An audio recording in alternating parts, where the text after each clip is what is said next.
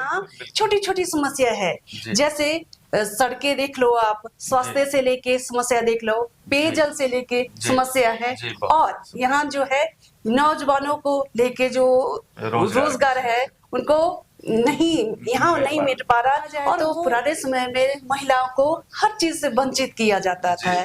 महिला जो है सिर्फ चूल्हे चौके तक ही सीमित रहती थी। सरकार की योजना को आप तक अच्छे ढंग से पहुंचाऊंगी और आपके लिए हमेशा मैं एक मिसाल बन के कार्य करूंगी।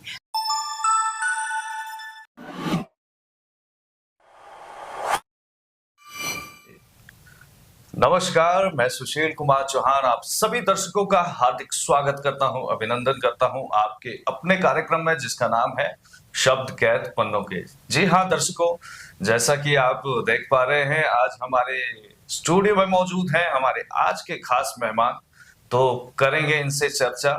तो आज के हमारे मेहमान हैं भुवनेश्वरी जी।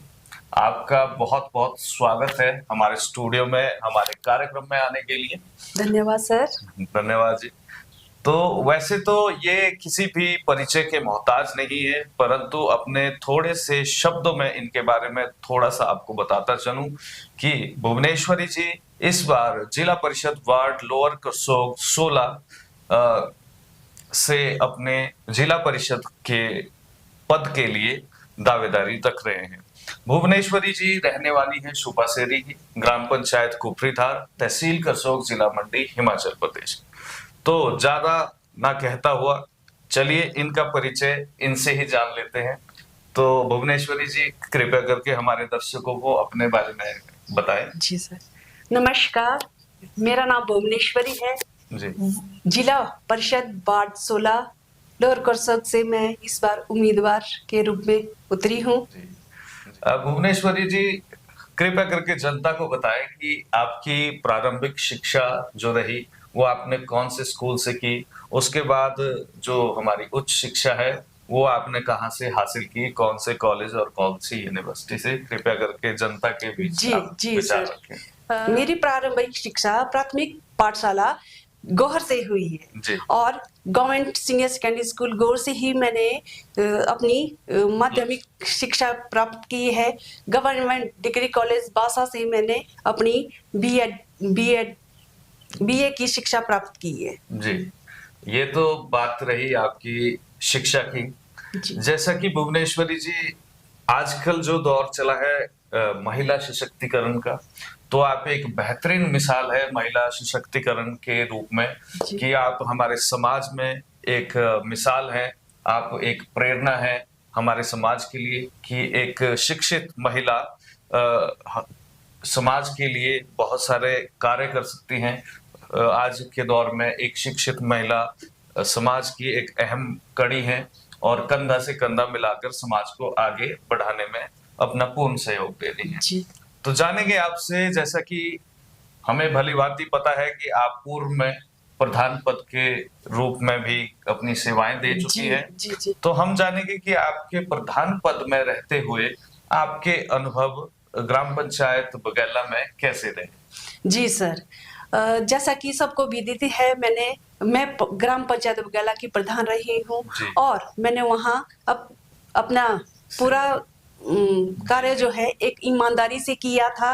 और अगर आप मुझे इस बार इस पद से विजयी घोषित करते हैं, वोट देते हैं, तो मैं इस बार भी अपना पूरी ईमानदारी से आपके बीच में रहकर आपके लिए ही काम करूंगी। जी, बहुत ही सराहनीय।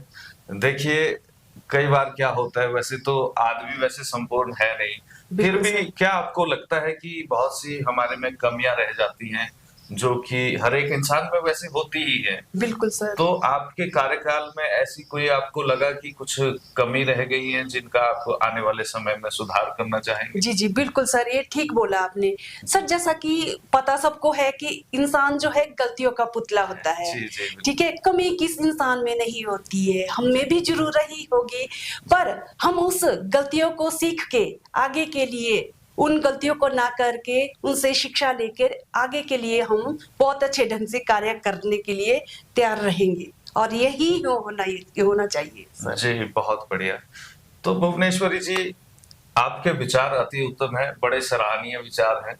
तो मैं आपसे जानना चाहता हूँ, जनता आपसे जानना चाहेगी कि आपके शिक्षा, स्वास्थ्य और रोजगार, जो कि हमारी प्राथमिक जरूरतें होती हैं, आवश्यकताएं होती है, और ग्रामीणों की समस्याएं भी यही होती हैं, तो उसके बारे में आपके क्या विचार हैं? बिल्कुल सर, ये एक मूलभूत समस्या के बारे में बात कही की आपने, जो कि सबको पता है कि गांव में जो है छोटी-छोटी समस्या होती ही है। जी। तो जैसे हमारा विधानसभा क्षेत्र करसोग जी। बहुत बड़ा है, विस्तृत है। जी, बिल्कुल। तो यहाँ मैं देख रही हूँ, आप देख रहे हैं, सब देख रहे हैं कि बिल्कुल, यहाँ बिल्कुल, बिल्कुल। छोटी-छोटी समस्या है। जी। जैसे सड़कें देख लो आप, स्वास्थ्य से लेके समस्या देख लो, पेयजल से लेके जी। समस्या है, जी, बहुत और यहाँ जो है नौजवानों को लेके जो रोजगार है, उनको नहीं, यहाँ नहीं मिल पा रहा, और वो शहर जा रहे हैं रोजगार कमाने के लिए। मजबूरी है शहर जाना। मजबूरी है, उनको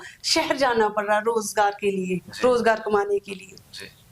तो भुवनेश्वरी जी, बिल्कुल सही बात कही आपने, क्योंकि ये एक छोटा सा क्षेत्र है, और देखा जाए बहुत दूर दराज का क्षेत्र जो हमारा करसोग पड़ता है जी। तो यहाँ पर बहुत सी समस्याएं तो हैं, चाहे वो शिक्षा को लेकर है या स्वास्थ्य को लेकर है, चाहे रोजगार संबंधी समस्याएं हैं।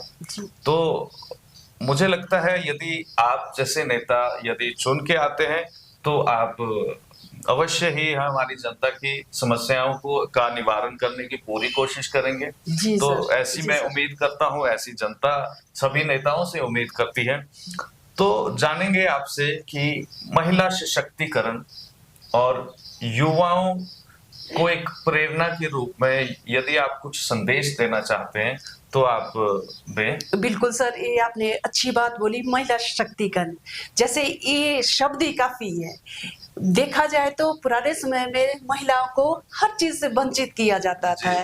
महिला जो है सिर्फ चूल्हे चौके तक ही सीमित रहती थी, बट अब आधुनिक समय है, मॉडर्न जमाना है, तो महिला जो, मैं तो बोलती हूँ कि वो तो लड़कों को भी, नौजवानों को भी पीछे रख रही है ना, और ऐसा ही होना चाहिए। जी, हमने अभी भी देखा कि अभी जो हमारे एचपी बोर्ड के रिजल्ट आए, चाहे देश में भी, पूरे देश में आप देखते हैं आजकल जो लड़कियां हैं, चाहे महिलाएं हैं, हर क्षेत्र में आगे हैं। बिल्कुल सर, बिल्कुल। बल्कि एक लड़कों को पुरुषों को पीछे छोड़ रही है, जो कि हमारे लिए एक गर्व का विषय है, क्योंकि आप भी एक महिला हैं और आप हमारी जनता के लिए भी प्रेरणा है, और हमारे समाज की महिलाओं और लड़कियों के लिए आप एक प्रेरणा के रूप में खड़ी है। जी सर। तो आने वाले समय में भी यदि आप जीत के आती हैं तो आप एक मिसाल पैदा करेंगी, एक प्रेरणा के रूप में उभरेंगी। जी, तो जानेंगे आपसे भुवनेश्वरी जी कि यदि आप जिला परिषद के रूप में इस बार चुनकर आते हैं तो आप अपने जिला परिषद वार्ड का भविष्य कहाँ देखते हैं? आपका क्या विजन है? सर, मेरा संकल्प यही है, अगर वार्ड नंबर 16 की जनता मुझे अपने जिला परिषद के रूप में देखना चाहते हैं, मुझे मत देना चाहते हैं, मुझे विजयी बनाना चाहते हैं, तो मेरा एक संकल्प है कि मैं सरकार की योजना को आप तक अच्छे ढंग से पहुंचाऊंगी, और आपके लिए हमेशा मैं एक मिसाल बन के कार्य करूंगी। रही बात सड़कें से, जो मूलभूत समस्या जो हमारी होती है, उसको मैं आपके साथ कंधा से कंधा मिला के उनको दूर करने की कोशिश करूंगी। जी, अति उत्तम।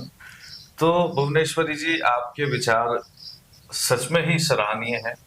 तो हम और जनता यही चाहेंगे कि आप चुन के आए और लोगों के हित में कार्य करें, क्योंकि एक नेता का कार्य ही होता है सामाजिक समस्याओं को दूर करना, समाज की आवाज को बुलंद करना, और जो हमारे केंद्र सरकार की या हमारे राज्य सरकार की जो भी योजनाएं हैं उन्हें आम जनता तक पहुंचाना। जितनी कर भी कोई भी बेनिफिट्स हैं, जो भी बेनिफिट्स योजनाओं के माध्यम से मिलते हैं, वो आम जनता तक मिले, जन जन तक वो बेनिफिट्स उनको मिले, और साथ ही साथ में हर एक वर्ग का जाति, धर्म और भेदभाव की सोच से ऊपर उठ के हर एक आदमी का विकास हो, ऐसी आपसे उम्मीद की जाती है। जी सर, बिल्कुल। जी भुवनेश्वरी जी, तो आगे जानते हैं आपसे कि आप जनता से क्या अपील करना चाहेंगे। जी सर, मैं अपने वार्ड नंबर 16 की जनता से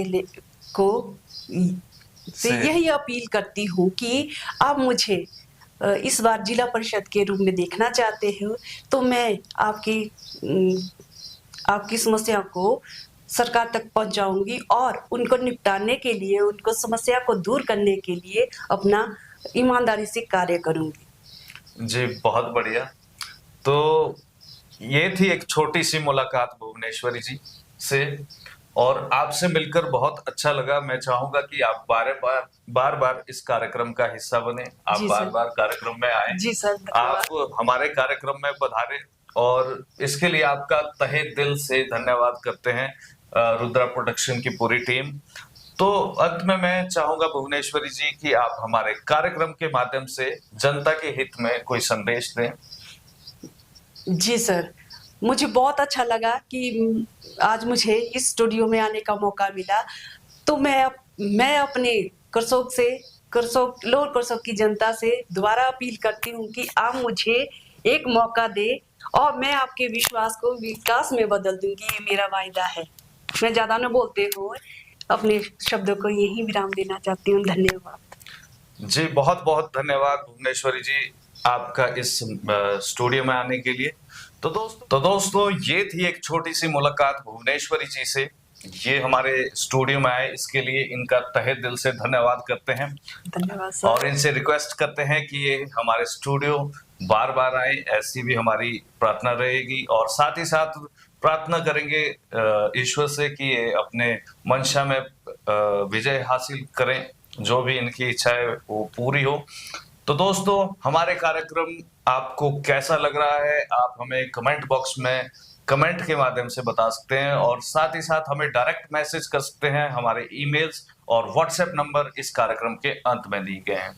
तो दोस्तों कार्यक्रम शब्द कैद पन्नों के में सिर्फ इतना ही आज के लिए, और आपसे गुजारिश करना चाहूंगा कि आप ज्यादा से ज्यादा हमारे कार्यक्रम को लाइक करें, शेयर करें, फेसबुक पेज को फॉलो करें और हमारे यूट्यूब चैनल को सब्सक्राइब करना ना भूलें, जिससे कि आपको हमारी ताजा अपडेट मिलती रहे। तो दोस्तों आज के इस कार्यक्रम में सिर्फ इतना ही। दीजिए सुशील कुमार चौहान को इजाजत। जय हिंद, जय भारत, नमस्कार।